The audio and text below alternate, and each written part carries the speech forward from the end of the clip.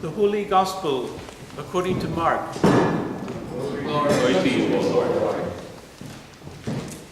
Jesus said, "In those days after the suffering, the sun will be darkened, and the moon will not give its light, and the stars will be falling from heaven, and the powers of the heavens will be shaken. Then they will see the Son of Man coming in the clouds with great power and glory. Then he will send out the angels and gather his elect from the four winds, from the ends of the earth to the ends of the heaven. From the fig tree, learn its lesson. As soon as its branch becomes tender and puts forth its leaves, you know that summer is near. So also, when you see these things taking place, you know that he is near, at the very gates. Truly I tell you, this generation will not pass away until all these things have taken place.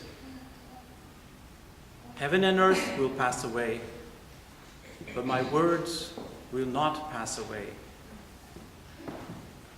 But about that day or hour, no one knows, neither the angels in heaven nor the Son, but only God.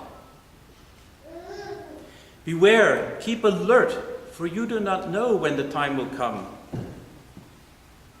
It is like a man going on a journey, when he leaves his home and puts his slaves in charge, each with his work, and commands the doorkeeper to be on a watch. Therefore, keep awake, for you do not know when the master of the house will come, in the evening, or at midnight, or at cockcrow, or at dawn, or else you may find yourself asleep when he suddenly comes. And what I say to you, I will say to all. Keep awake." This is the gospel of the Lord. Praise to you, Lord Christ. Alleluia, alleluia, alleluia, alleluia, alleluia,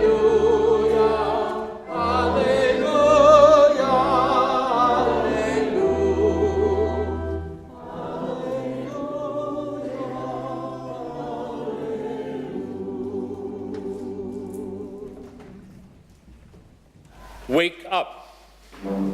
Keep awake. How does that sound to you right now?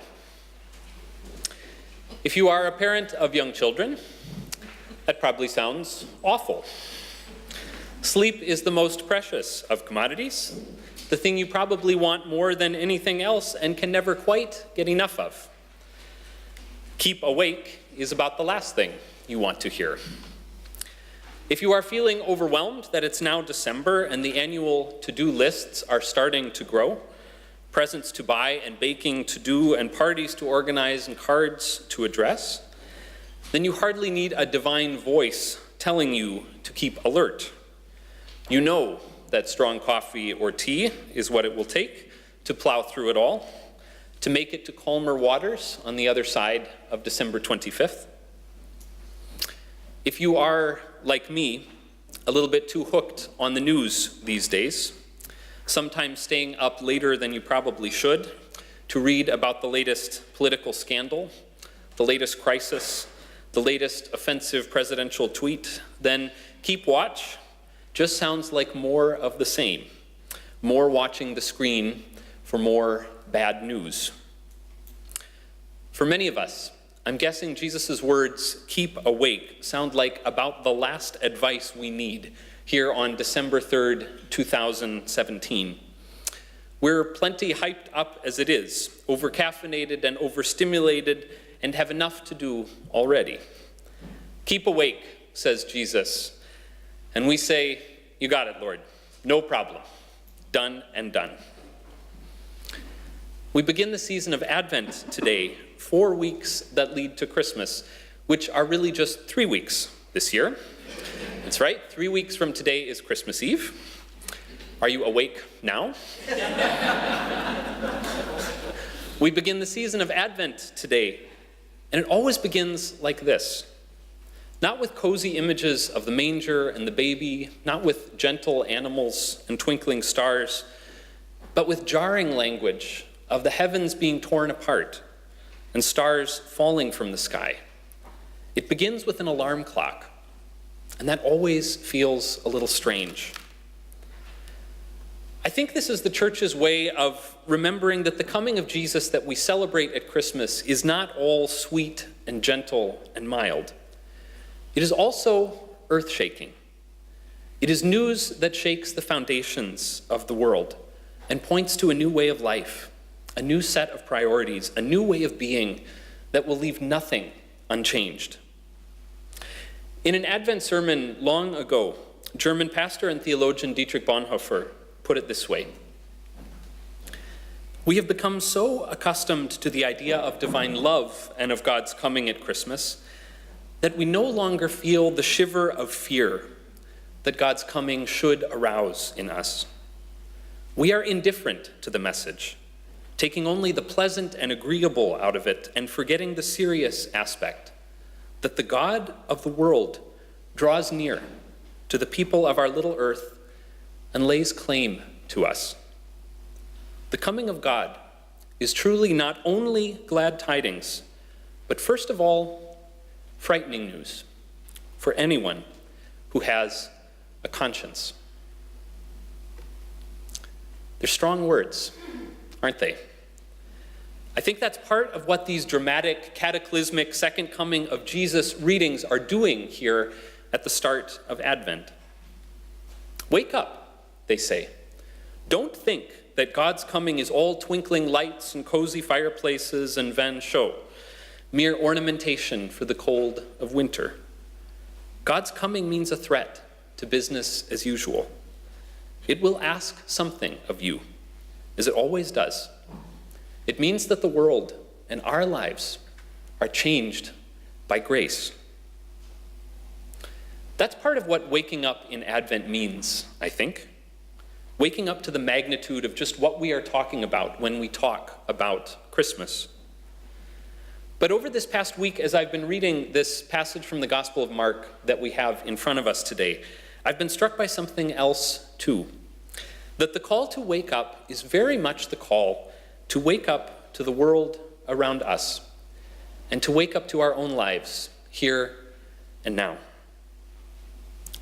That might sound strange at first when it comes to this particular reading. I mean, Jesus is mostly talking in the future tense here, isn't he? In those days, he begins, the sun will be darkened, and the moon will not give its light, and the stars will be falling from heaven. Then they will see the Son of Man coming in clouds with great power and glory.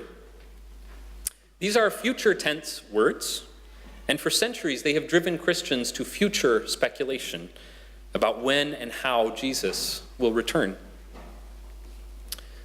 But it's pretty clear that Jesus actually doesn't mean for his disciples' attention to be focused way out in the future. He means for it to be here and now, in the place where his presence comes. About that day or hour, no one knows, he says. And what I say to you, I say to all. Keep awake. That kind of wakefulness is very different from being over-caffeinated or simply being busy.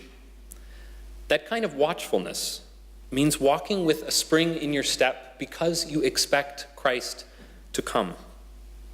Because you expect that Christ comes to us and to this world, just as it is. Maybe that is one way to think of what Advent is all about. Drawing our attention right here, into the present moment, because it is holy. Because it is to ordinary moments and ordinary lives that Christ comes. This is a challenge, I think, because there is actually so much to draw our attention away from the present moment, this particular time of year. Sometimes it's our overfull lists keeping us so busy decorating and well-wishing that we're barely pausing to breathe. Sometimes it's the advertisements and enticements, the shopping and consuming that are so much a part of this season, keeping us from gratitude for what it is we already have. And often I think it's the ideals that we hold on to when it comes to the holidays. The pictures we lug around of what an ideal family or an ideal celebration or an ideal church looks like. We can hold on to those images so tightly that we're kept from appreciating and cherishing the people who are right there by our side, right there around us. I think the rituals of Advent, the slow and meditative hymns, the lighting of candles one at a time, the intentional space for quiet and for prayer, all of it is meant to draw us into the present moment, into recognizing our own lives, imperfect and beautiful as they are, as holy ground. Some of you have devotional practices for this season, I know. In your bulletin this morning, you'll find some evening devotions you might do around your own Advent wreath at home. And I'll share with you something that I am doing as well that is helping to ground me in the present moment. I'm working my way slowly through a book called All Creation Waits this Advent. It's a very simple idea, and I've been surprised at how much it's moved me. Each of its 25 short chapters is a profile of an animal living in the Northern Hemisphere and the ways it adapts to the onset of cold and darkness this time of year. So it begins with the painted turtle, which is a very common animal in North America. When the air turns cold and thin wisps of ice are beginning to form on the pond where she's been living, something inside her tells her one day to take a deep breath and dive beneath the surface. She swims to the bottom of the pond where it's a little bit warmer, and there she buries herself in the mud. And she will stay there for months. While the water freezes solid above her and the cold winds blow, she will stay below the mud. Her breathing actually stops, and her heart almost stops as well. Her body temperature drops almost to freezing, and to keep even that minimum level of warmth, her muscles begin to dissolve.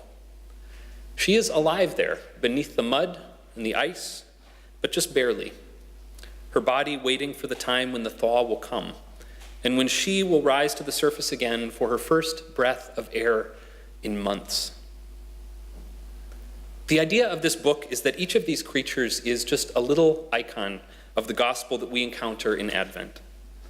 That even in the cold and even in the dark, God is not absent. In fact, it is almost exactly at the coldest, longest night of the year when we recall God's coming at Christmas. And there's no accident about that. Reading about these creatures makes me want to be more alert as I go about Advent this year. Where else might I encounter signs of God's presence? Where else might I see Christ alive and meeting this world? Where else might I catch a glimpse of God on the move? I don't know just what rituals, what pauses will help you to stay alert this Advent, but that is the invitation that I hear for all of us. Amidst our busy lives, in this broken and beautiful world that sometimes feels on the brink of falling apart, Advent is a time to keep watch for Christ's coming here and now. Christ's coming that means challenge for the smug and the powerful, justice for the oppressed, mercy for the brokenhearted, grace upon grace for this world. Keep awake. Pay attention. Because Christ doesn't come just to some imaginary ideal world or family or person or life. Christ comes to us, to our lives, to our world, even and especially in the darkest night. Amen. Amen.